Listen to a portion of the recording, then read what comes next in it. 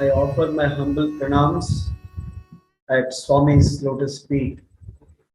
Dear brothers and sisters, it's a great pleasure for me to be with all of you, to be interacting with you, and to be sharing my thoughts with you all.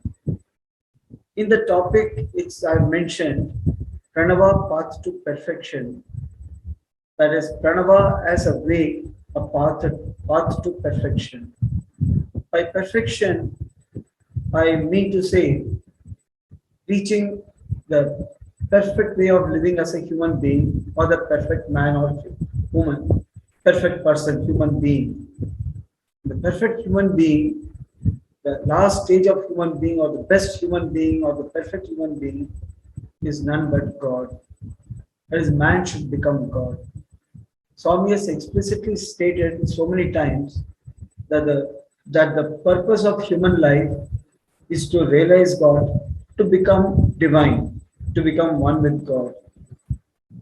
Where did we begin? Today we are human beings, but once upon a time we were much lower in the hierarchy of evolution, lowly creatures starting with the inanimate object. Over the years, over the centuries, we have evolved, and today we are all there sitting at the pinnacle of creation, that is, we are living as a human being. The life of a human being is envied even by gods. For us, the gods, goddesses, the divine beings that live in the divine lokas, the divine universes around the divine worlds, beyond us, above, below. In universe, there's nothing like above, below. It's beyond us, beyond our perception. We envy them. We want to be like Indra. We want to be like this god, that god, because they have these powers. But it'll be surprising to note that those very gods and goddesses who have tremendous powers, who can decide and who can influence the fate of human beings, they envy the human birth, because it is said that in the scriptures that only a human being has the capacity, has the authority, and given the opportunity to realize God. Even gods and goddesses, they have so-called tenures, lien. They have their fixed tenure. They live it out, then they come back and join at some stage of the evolution, depending on their actions and for whatever they were given that God and godly birth. It is a human being sitting at the pinnacle of creation who is destined to become one with God. How do we go become one with God? How do we realize the devil? How do we become one with God? Is it that the human body gets transformed? Swami says that it is not that the human being becomes God. Rather, within the human body, in a subtle manner, buried deep inside, lies a divine principle which some variously called as Atman, Paramatman, and so on. But Atma will you what Swami says, Atma, there is Atma inside. This Atma is nothing but God. In other words, there's nothing that we become God, there's nothing that we realize that we are God, it's just that we become God. But we are already God. If we are already God, what is that to become God? Is it that only human being is God? No, Swami says every living creature, even the inanimate object in the universe, has godliness in it in the form of Chaitanya or consciousness, the divine consciousness. They are sheathed, covered, buried, enveloped by the various levels of Maya, as Swami says. But it's only the human being, even though covered by this Maya or by this illusionary thinking that we are human beings, we are limited. It's only the human being which can uncover, which can unsheath, unwrap itself, throw away that wrapping, and then reveal the godliness in it. Now, coming to that again, how do we actually do it? Yes, we want to become God. Suppose we develop that curiosity, we develop that urge. That itself is a great achievement, to have that urge to realize the God in us. Once we get that urge, which also requires a long practice through various human births, one day, during one particular birth, we develop that urge to give up this world. We realize in some manner that this entire creation is illusory. God is the only real principle, and we should realize that. The day we get that feeling, it is then the journey starts of realizing the divine principle in us. There are various methods prescribed for that. There are various yogic methods. There are various tantric methods. There are various um, uh, margas which are prescribed, which human beings have developed, or which are being prescribed by God Himself personally or through various avatars, partial avatars, whole avatars. He has descended to earth to tell us, to teach us how we can become one with Him, how we can realize Him within us. I was mentioning about margas. There are three margas we all will know: Bhakti Marga, Jnana Marga, Karma Marga. These are three paths. They describe or they outline the kind of activity we must perform to achieve God. Jnana Marga is one where we analyze, use intellect. Bhakti Marga where we worship God. Karma Marga where we perform a duty to the best possible way. These three margas independently can lead one to God. There are yogic path, there are Ashtanga yoga. We practice a Kundalini yoga. We raise the divine principle that is dormant at the base of the spine, which is metaphorically imagined to be a copper sheet connecting, linking the base of the spine to the back of the head, going through the back of the neck. This is called as Kundalini Yoga, raising of the energy. There are various paths that have, as I mentioned, which have been developed over the various yugas. Each yuga, as it is mentioned in our scriptures, starting with Satya Yuga, Treta Yuga, Dwapara Yuga, and now we are living in the Kali Yuga. For each yuga, there is a yuga dharma, a way of living, prescribed method that will lead us to God. In the Satya Yuga, it was penance, where people used to do penance and tapas to achieve God. We have the example of Dhruva, we have the example of Vishwamitra, and so many others who have performed these penances where they restrict the human senses and put it through hardships, even giving up the two vital activities of the human body, that is having food and drinking water. And the third one, the most ultimate, breathing. By restricting that, they have tried to reach God. That was the Yuga Dharma, the way of reaching God in Satya Yuga. In Treta Yuga, it was through yagas, performing various yagas or homas, performing various yagnas. That is, we worshipped fire in various forms to reach God, either for limited purpose of say acquiring a kingdom, as some kings have done, or to get children like Dasharatha did, or for limited purpose or for the higher purpose. People have performed yagas and yagnas, and ultimately to reach God also they perform yagnas.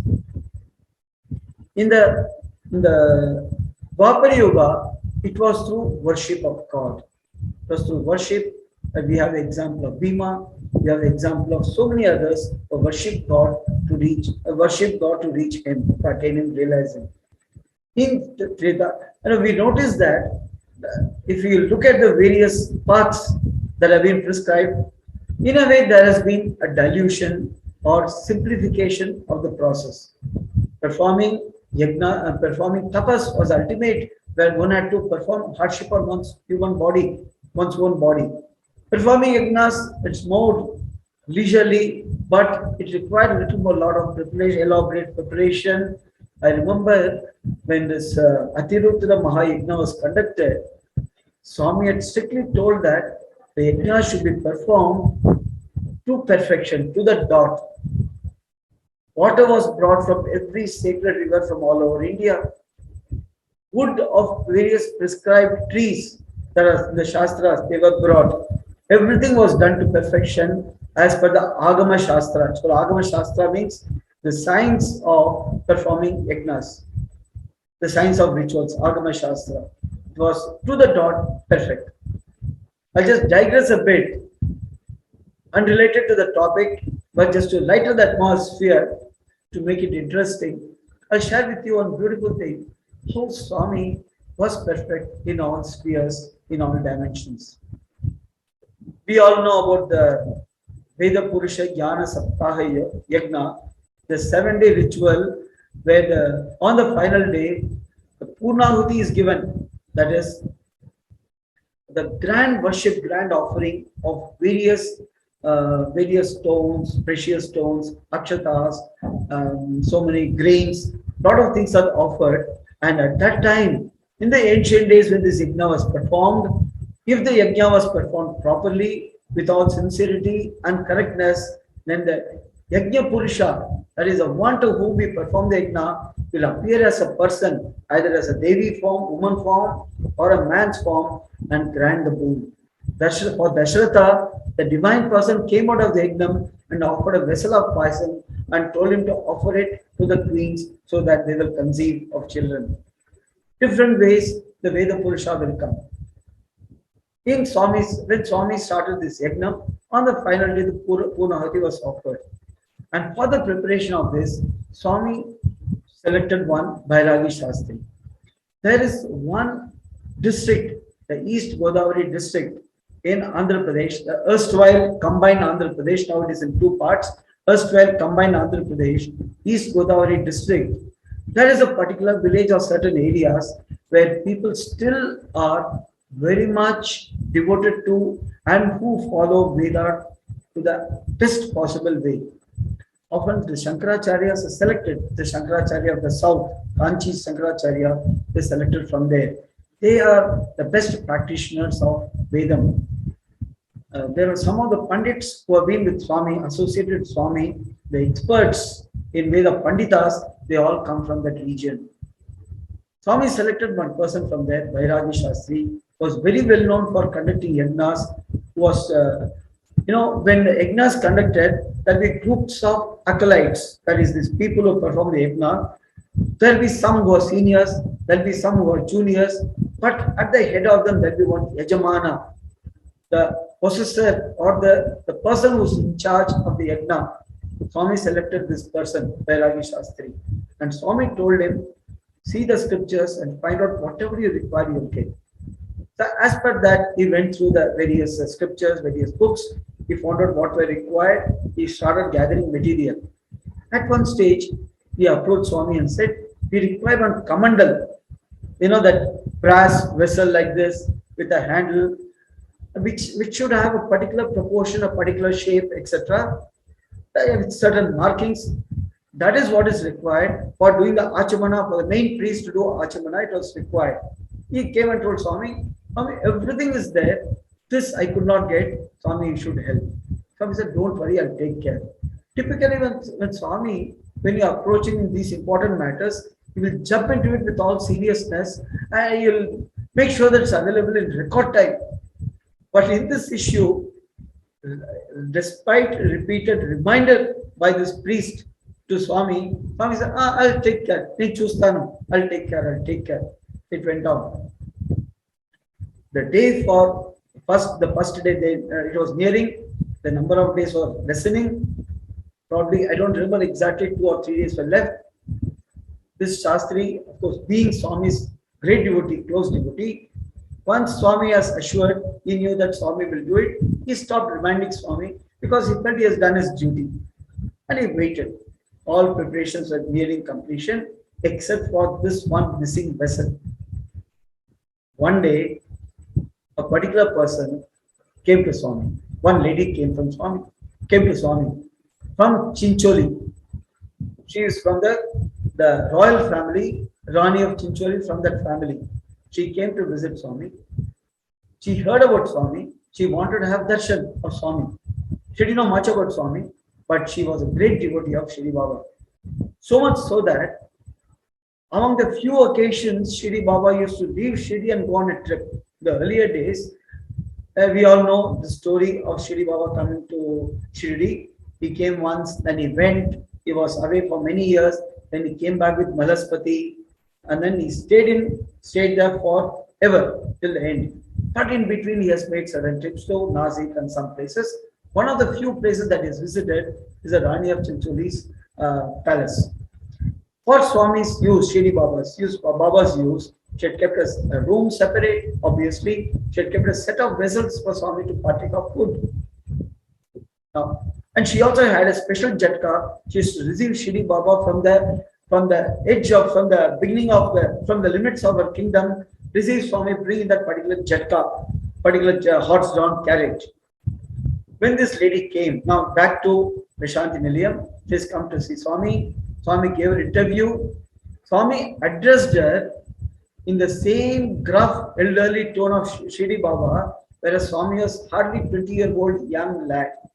Swami was young till the end, but at that he was much younger. He used to look like a kid. And with that young boy, young lad, addressed her like an elderly man. She was totally convinced.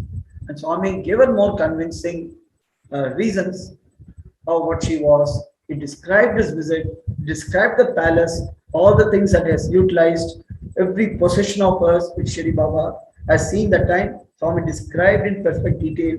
She was thoroughly convinced. She started visiting. She even, I think she settled down with Vishanti Nilayam. Now, during this particular visit before the Dashra, she came and told Swami, Swami, whatever she was not very sure about the detail because this thought came to me just now offhand. I think for some reason she wanted to give to Swami whatever Shri Baba used, all Shri Baba's possessions in a palace. Since all the things that you used when you were there, I want to give it to you. Swami accepted gracefully. The Jatka came. I've seen the Jatka in one of the rooms in Prashanti Nilayam. That time I heard part of the story from there. The rest I got from Satyam Subaram part 1 Kasturiji's book. This Jatka still kept in Prashanti Nilayam, black colored. Chariot to look like a mini chariot. Now the other things, vessels, etc., they were all brought. Among those vessels, coming to the point now, crux of the story, among those vessels was a kamandalu, which Shri Baba used to use, from which he used to drink water. Swami accepted that. She left. Swami called the pujari and said, here is a vessel which you wanted. And that was the exact one which was required for the yajna. Probably the day before the yajna, 1 or 2 days before. This is how Swami ties up events. And this is how Swami arranges those things. Now back to our topic. This Yajna Yaga also requires a lot of effort and preparation. We all saw during the Atirudra Mahayagnam how much preparations were done. Worship of in the next stage, puja, through puja, that is formal worship, was a prescribed method in Dwapara Yuga. Dwapara Yuga. Here there's another story. Ravana was considered a great bhakta. Ravana in his time. There were so many Shiva bhaktas. There were so many great devotees of Shiva, Brahma, of Vishnu, of Krishna himself in that form. There were so many who used to worship. There's one story that Bhima was also known to be worshipping Shiva, worshipping Shiva. Daily, elaborately, after all, he was a king, he was a kingly, used to get huge stacks of flowers and offer them in worship, elaborate worship every morning. Once he went to, in some context, Krishna, I'm so sorry, it was not Bhima, it was Arjuna. Arjuna was to perform that worship. Now, just before the war, all the preparations were going on, military preparations were going on. Krishna told Arjuna, I'll get you a weapon from Lord Shiva himself. Shiva's weapon called Pashupatastra. the weapon Pashupata, which was like an axe. Come, I'll take you. Krishna took him. Of course, one god meeting another god. Krishna was greatly welcomed by Shiva and Parvati, Lord Shiva and Parvati.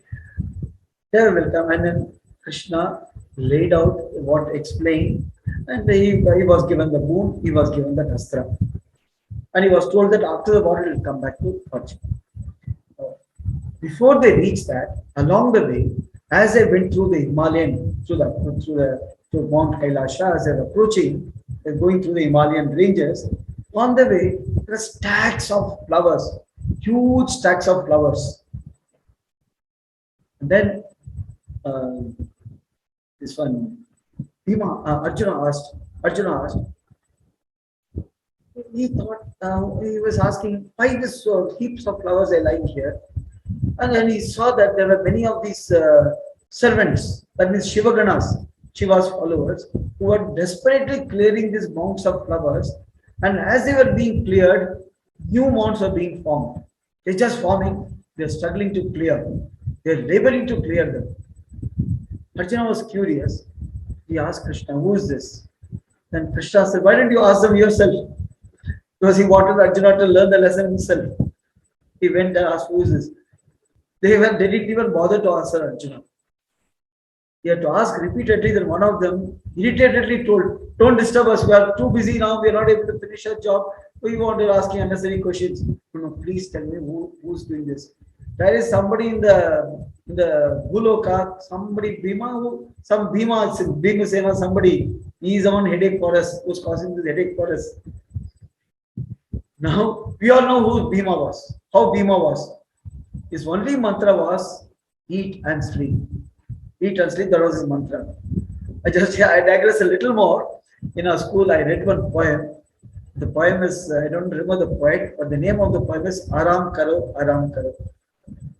Goes, the secret of health is sleep, sleep, take rest. That's how the poem goes. It's a humorous one. That's exactly what Bhima used to do, eat and sleep. He was not known to even practice his weaponry, but he was a great one, skilled warrior. But he believed in entertainment. To the knowledge of Arjuna, he had never seen Bhima doing any worship, let alone even going on like that. He came to Krishna totally mystified and puzzled and asked, what is this? This is Bhima. Is there any other Bhima on earth? No, there's only one Bhima. Said, no, that's your elder brother. What is this mystery? And Krishna told Arjuna, you think you are the greatest devotee on the earth? You think only you do worship? You see what you have worshipped, what you have offered. Small, pitiful, small thing. Small heap, not even a heap. But what Bhima was offering, like huge peaks of flowers. Heaps of flowers, peaks of flowers. He said he worships in his heart. He doesn't speak out, he does it in his mind. I'll come back to this point later. This worshipping is a little lesser way. Even in that, our scriptures have prescribed various forms. That is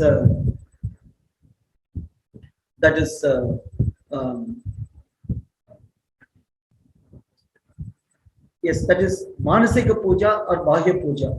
You do explicitly following the various upacharas, you do that, or Manasika. But in Kali Yuga, Swami says, the man, human being, has a weakest mind. He does not have the mental strength to perform all those rigorous ways of worshipping God. It is impossible to do all that properly. No one man can perform yajna. Even to do worship, one is 64 forms of worship, other one is a 16 forms of worship. There is also Manasika worship you do mentally, or it is said just Govinda, Govinda, Rama, just utter the name. That is enough. In this context, with all this background, Swami has greatly simplified the various rituals, the various religious practices to reach God or to achieve various purposes. These are called, all these parts are called sadhana or practice. It is, the yajna can be performed once in life. A worship can be performed maybe once a month or so.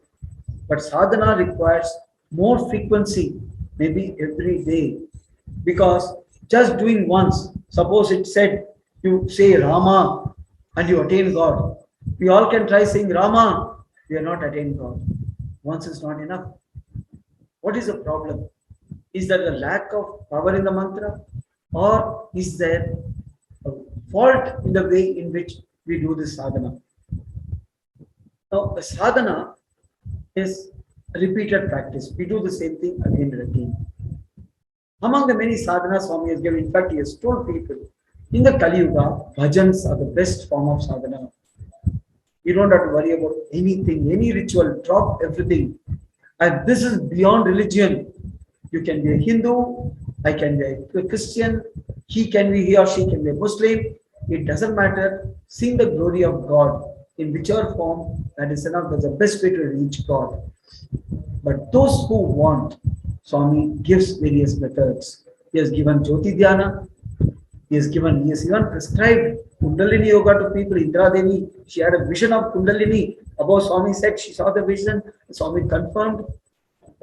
She has written a book on yoga, Sai Yoga. She has written according to her taste, according to her requirement, and according to her abilities. Swami has given different forms of sadhana, and one of them is through Omkara and through Suprabhatham.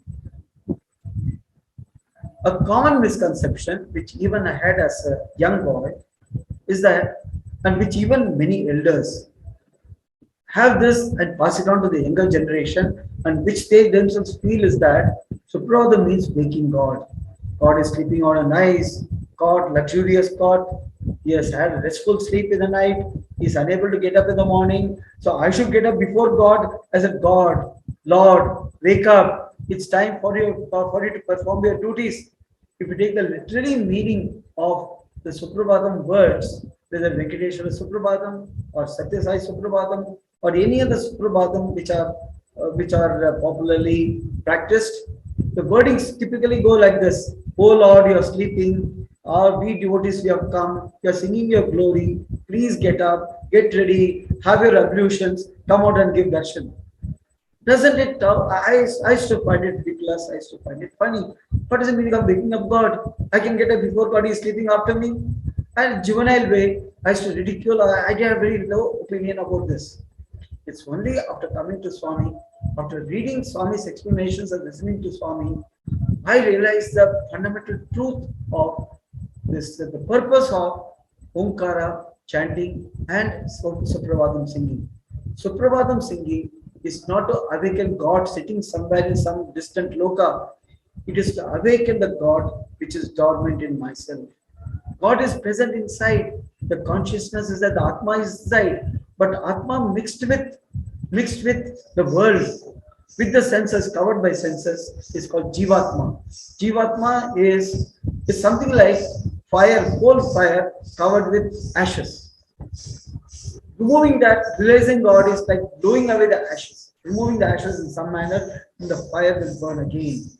In the same manner, to reveal the God to myself, to realize that I'm God, I have to remove all this. The first part of the Suprabhatham is an Omkaram. It starts with Omkaram, which is 21 times. Swami has said in a discourse in 1978, you know the discourse, that 21 Omkarams have a significance. We can chant once, chant twice, but to do it properly, we need to do 21 times. And that chanting Omkaram 21 times is a purification process. That's the first part, the purification. Purification. And what is that? How do we purify ourselves with Omkara? Before I say that, let me tell you what I understand and what I know of what Omkaram is. In Vedam it is said, Om iti ekaksharam, Om iti ekaksharam Brahma. That is Om iti ekaksharam Brahma, which means that Om is the only single letter which signifies Brahma. By Brahma, we mean not one of the three trinities, but the word Brahma is used Parabrahman. Brahma means Parabrahman, which is beyond the three trinities, the trinity of Brahma, Vishnu, Shiva, or Sadashiva. The multiplicity of names, sometimes we will go astray, we will get confused. The minimum we read, the better. Swami's philosophy are simple. What Swami's teachings are boiled down to the simplest thing. I'll share, I think I've told one experience of mine regarding teacher, lecturer, picturer. I'll end with that in this context. Swami's words are the simplest. But again, sometimes Swami would have said something in some context, and to somebody else in some other context. Choose the one that appeals to your heart. What strikes you best, grab it. That one alone is enough, which is what I practice. We should not try to read the entire, survey the entire soul literature and try to be a philosopher and be a critic. No, no, that's wrong. Pick up one. But coming to this Omkaram, which I find great joy in practicing day after day, I'll share with you that joy and my understanding. The 21 Omkaras, they are rather something like a step which are evolving or moving inward. The outermost the human body, the outermost of what we see, or the way the body interacts immediately with the outer world, are the five organs, the five sensory organs which are there. That is through eyes, through ears, through the nose, through the mouth, which has two functions by the way, tasting as well as speaking, and then the body, the skin. These are the external organs. Inside comes these are the pancha, the five. These are the five sense organs. Behind them, five sensory perceptions. We have the eyes. How does the eye see? It sees the sight, the ability to see, the ability to smell, the ability to hear, the ability to speak or taste, and the ability to sense, that is touch, that is sight, smell, hearing, then speech, that is the talking, the taste, and the touch. These are the five inner ones. The first five are called karmendriyas. That is through action. You have to actually move the eye, open the eye, and turn in a particular direction to see. There is action involved, karma involved. Five karma indriyas, five action organs. What is behind them are the five jnanendriyas, the perception. Jnana means perception, understanding.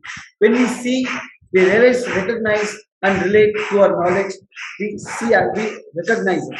So these are the five inner organs, the five jnanendriyas. And within that, further, powering them, giving them the energy and the ability to function are the five vital airs. These five vital airs, as told by Swami, are the first one, the power to breathe. The power energy is associated with that. That is called prana energy. The bunch of pranas, the five vital airs, one of them is associated with the heart, one is with the excretion to expel the waste, one is to digest, one is the mind to think, and one is the heart to function. These are the five. The order is not important. These are the five. So they are read in the discourses, first lungs, then the excretory organ, then the body, all over the body, then the digestive power, then the heart. So the five. Now, beyond these five vital airs, more subtle and more inward are the five wrappings. The right word is sheath. They're called koshas. Sanskrit word is kosha, which literally means wrappings or sheets. First one, the kosha, that is what is wrapping or covering the inner divine principle. The first one, the grossest, the most mundane form is what is the body, what is made up of the five senses, and what is built by eating food. So it's called Annamaya Kosha, made of food particles, or something which is nourished with grows. Annamaya Kosha. The next is for the energy that is powering this, that is running this body, the various parts of the body, the energy, Pranamaya Kosha, the prana. Then next, what is behind prana, what is behind all the senses is the mind, which is a master of all the senses, the mind, Manomaya Kosha. Behind the mind is still swayed by emotion, by feelings, by its association with sensory organs. It gets purified or impurified. It is swayed by the requirements of the senses. But beyond that lies the greatest treasure of human being, the one faculty of the human being which sets human beings apart from all other creatures. Science says that human being is the greatest animal. Yes, sorry, human being is not an animal. Human beings beyond the animals, because human beings, as Swami says, possesses the discriminatory power. An animal cannot decide beyond a limit whether what it should do or not. It goes by its instinct. But a man can counter his instinct. When needed, we can put our hand in the fire to perform an act of sacrifice. We can withhold breathing. We can control our powers, what is considered to be involuntary. That is through the power of intellect, the power of reasoning, the various names given for it, chitta, and so on. Many names are given. That is the Vijnanamaya Kosha, beyond Jnana, Vijnana, the supreme Jnana. The ordinary Jnana is the worldly Jnana. Vijnana is the spiritual knowledge. Vijnanamaya Kosha. And the lastly, when you go beyond all that, what Swami himself says, what Swami was, that is bliss. Swami says, love is my form, bliss is my food. He was in bliss. If you see, I've read one book by the Paramahansa Yogananda. There he talks about this bliss. He gets his experience of divine consciousness. He experiences the love and bliss. He feels himself totally broken apart, being present in every molecule around him. It's a beautiful chapter. We should read that. Reading itself is enough. You feel thrilled. You get elevated for a minute while reading that, during those few minutes. But the final stage is Anandamaya Kosha, the bliss. But even bliss is something concrete. Beyond that, beyond even that, the innermost is a divine principle. And once we penetrate all these five sheets, we finally reach that. Therefore, to summarize what I've been talking in this last paragraph, this the Pranava path to perfection, in my understanding, is this: each of these Omkaras, when focused on that particular organ, that is, when I say Om, and when I think of eyes, this is how I do it. Because just say Om, all my eyes get rectified. Why not the ear? These are all people who might ask a rational question just to needle or just to make mock, just to mock. We should not take that path. What I understand is, like Swami says, radio. The radio, we all have FMs or whatever we have. Unless we tune to that particular channel, even though that music and the program is in the air, we can't catch it. We don't link. In the same manner, when I chant Omkaram, my attention, my mind is towards the eyes, my sight. What I do, I'll share with you. When I say first Omkaram for the eyes, then I go back, oh my God, did I see all the right things yesterday? I didn't saw that thing, I didn't see it properly. I made a mistake. I should correct myself today. So I should see the right things. And by thinking like that, through the process, and imagining that that chanting of Omkaram will purify my eyes, it's likely to, it will get purified. Same way with hearing, I should use the ears properly, I should keep them clean, I should maintain it well. So go part by part, I go over all the five external organs. Then the internal organs. I might have seen something wrong. I see something undesirable on the way. But did it influence me? Was I influenced by it? Or did I remember Swami's injunction? And I said, oh, it's not. Swami has said, seeing anything is not wrong. For boys, he'll say seeing girls is not wrong. For girls, seeing boys is not wrong. Seeing anything is not wrong. But if you see second time, that is looking, that is wrong. When you see second time, you're attracted to it. We want it. That want, desire comes. That is wrong. Seeing anything for the first time is not wrong. I've heard Swami say this quite a few things. See anything you want, doesn't matter in life. But don't see second time. That is looking. We are saying the context of boys and girls seeing each other. But it applies to everything, the good and bad in the world. I look at myself, see, did I see rightly? Did I perceive correctly? Did I speak correctly? Was I harsh with somebody? So like that I analyze, I try to purify that particular part, that particular sensory part. The next is breathing. Did I clear my bowels today? Am I breathing properly? Did I eat properly? Did I exercise? Did I drink water? I associate all that. When I chant the Omkaram, I'm alive. I don't shut my eyes. I don't mind running somewhere. I keep my eyes open. I associate. I do that. And I find great joy in that. I find great improvement in myself by doing that. Then the next part is more of imaginary. I'm not really uh, felt it. That is that the next stage of five pranas, they are more subtle. I don't claim any ability. I've succeeded in the first 10. The next 10, the next five, they are called Pancha Pranas. The Pancha Pranas are the five, told you the five parts. We can visualize and then we can modify our life so that that aspect, for example, that my lungs should function properly, then I should breathe properly, take deep breaths. I should not live in an environment where I get bad air. Like that, we can change ourselves. In this manner, we come to know really the subtle part after crossing the first two gross stages. The third, these are my classification. The first two gross stages, the next little more subtle stage, and the most subtle stage, the five sheets. To do that, finally we reach the divine principle. So you might ask, I've asked myself and I found the answer like this. Okay, this morning I sat for Suprabhatham. I went through the 20. What is the 21st? Swami says the 21st is that the I, my Jivatma, I have reached that. And when I reach that through this purificatory process, I will reach that perfection. I reach Godhood. I become one with Him. That is, a Maya goes, the Jivatma becomes Paramatma or the actual Atma. The last few parts are only imagination because if I really reach that, I won't be sitting before you here. It means I'm still in this world. But then the question will come, why do I do next day? Next day. That is where the sadhana lies. Each day we move further a little bit.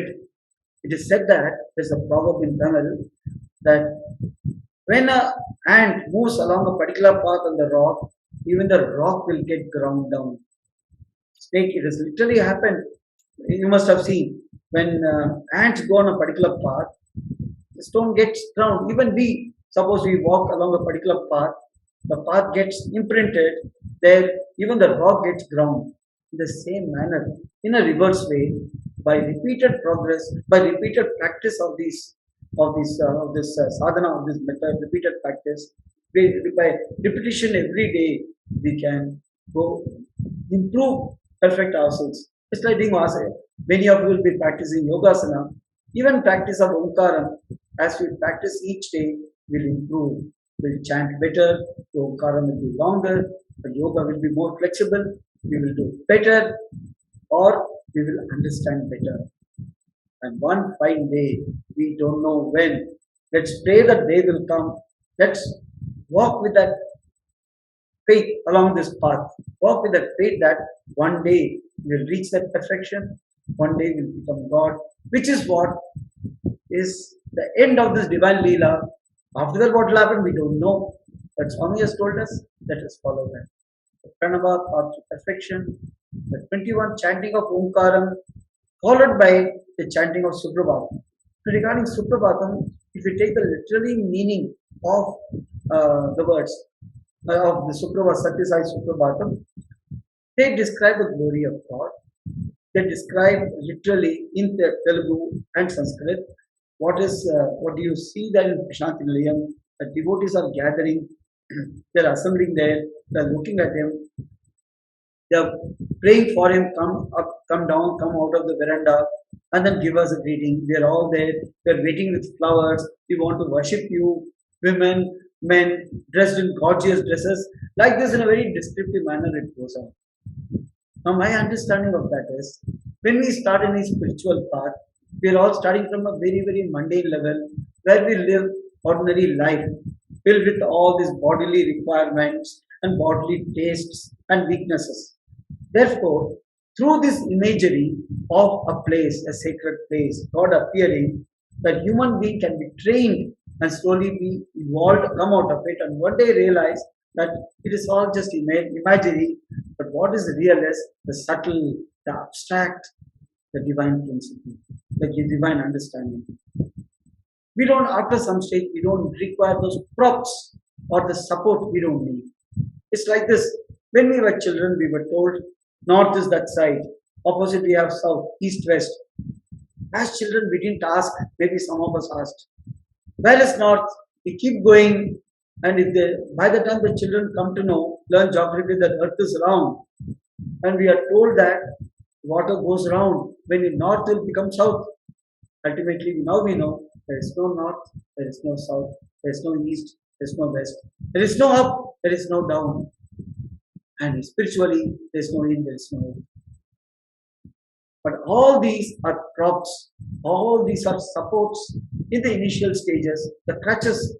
Using them, we learn to crawl first and walk. And one day when we fly, we don't require those props. And one fine day we don't even require those wings. We become one with them, and which is the ultimate purpose of human birth. This is what I meant by the title, the Pranava Path to Perfection.